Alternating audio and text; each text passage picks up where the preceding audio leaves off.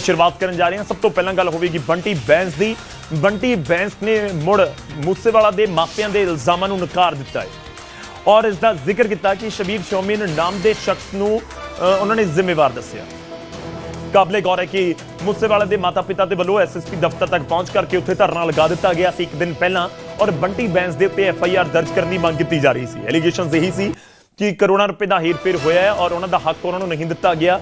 और दूजे पासे बंटी बैंस ने पहला सोशल मीडिया के उत्ते पोस्ट पा के जिक्र किया ते कहा कि शबीर मोमिन नाम का एक शख्स है, शबीर मोमिन नाम के शख्स नूं बंटी बैंस जिम्मेवार दस रहे हैं और बंटी बैंस ने शबीर मोमिन नाम नाल दा जिहड़ा शख्स है शबीर दे नाल जुड़ी चैट ते कॉल रिकॉर्डिंग भी जनतक कर दी है। शबीर नहीं दे रहा पैसों का हिसाब, बंटी बैंस का यह तर्क है। उन्होंने यह भी कहा कि सिद्धू परिवार नूं पैसों का हिसाब किताब नहीं दे रहा, इकल्ला बंदा ही है, सब नूं भंबल भुस्से दे विच पा रहा है। मानसा पुलिस नूं अपील करना कि कृपा करके इस दे उत्ते FIR करो। बेसिकली इस पूरे मामले दे विच हुण तक बंटी बैंस दे उत्ते एलीगेशनस लगाए जा रहे थे, पर बंटी बैंस सामने आके कह रहे हैं कि नहीं मेरा कोई लेना देना नहीं और इल्जाम लगा रहे हैं एक शबीर मोमिन नाम के शख्स के उत्ते ते कह रहे हैं मानसा पुलिस नूं कि परचा दर्ज करो इस दे उत्ते। बंटी बैंस ने जो ऑडियो भी जारी की उस दे विच 10 करोड़ रुपए की गल हो रही है। काबिले गौर है कि मूसेवाला के मापिया ने करोड़ों रुपए की हेराफेरी के इल्जाम लगाए।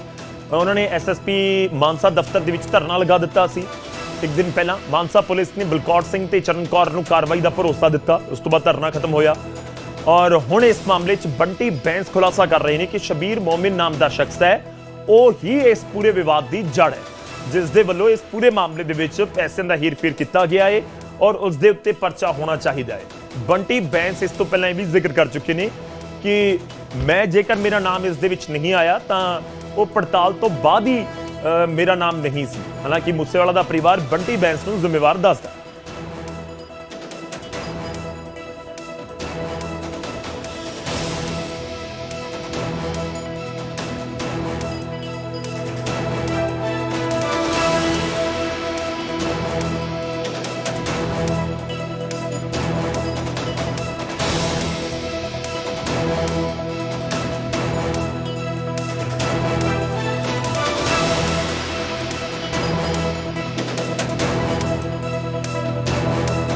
नाम लगाए गए ने और काबिले गौर है कि मूसेवाला के परिवार के वलों एलीगेशनस लगाए गए सी ते उसका निचोड़ ये निकल रहा है कि बंटी बैंस का अपना तर्क है। मूसेवाला के परिवार के इल्जाम ने, बंटी बैंस कह रहे हैं कि नहीं मेरा इस मामले के विच कोई लेना देना नहीं है, जबकि दूजे पासे मूसेवाला के परिवार के वलों की कहा जाता है उस दे उत्ते डेफिनेटली सब्दियां नजर रहणगियां।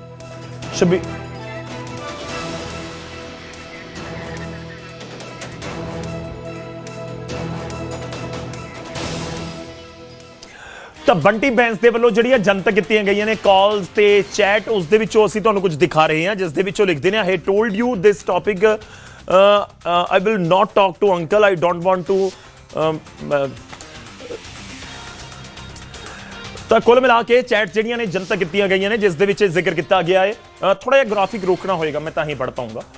जिस दे विचों लिखदे ने सर फोन उठा लीजिए आंटी अंकल बोल रहे हैं, तुम्हारे कहने पे शबीर को दिया था कंटेंट फॉर डिस्ट्रीब्यूशन, तू ही पैसे लेके दे, तू ही हिसाब लेके दे, मैं बात करनी है आपसे, फोन उठा लो। तो ये एक जनतक तौर के उत्ते जिहड़ियां चैट्स नूं रिलीज कर दिता गया वो मैं तुहानूं दिखा रहे हैं, जो दावा किया जा रहा है कि ये शबीर मोमिन नाम के शख्स के नाल की पूरा गलबात का जिहड़ा हिस्सा है वो जनतक किया गया। अगे लिखा गया गुड मॉर्निंग सर, आपको मैसेज करे होंगे, अंकल जी ने कह रहे थे की रिपोर्ट्स चाहिए थी और समझनी थी। तो कुल मिला के इस दे विच जिक्र हो रहा है, हालांकि इस दे विच पैसों का जिक्र नहीं है, पर यह जरूर है कि हाँ कॉन्ट्रैक्ट जिहड़ा दिता गया तुहाडे कहने दे उत्ते दिता गया। एक होर मैसेज आया गुड मॉर्निंग सर, अंकल के फंड्स का क्या कर रहे हैं, कल फोन आया कि आज 11 बजे फिर पूछेंगे।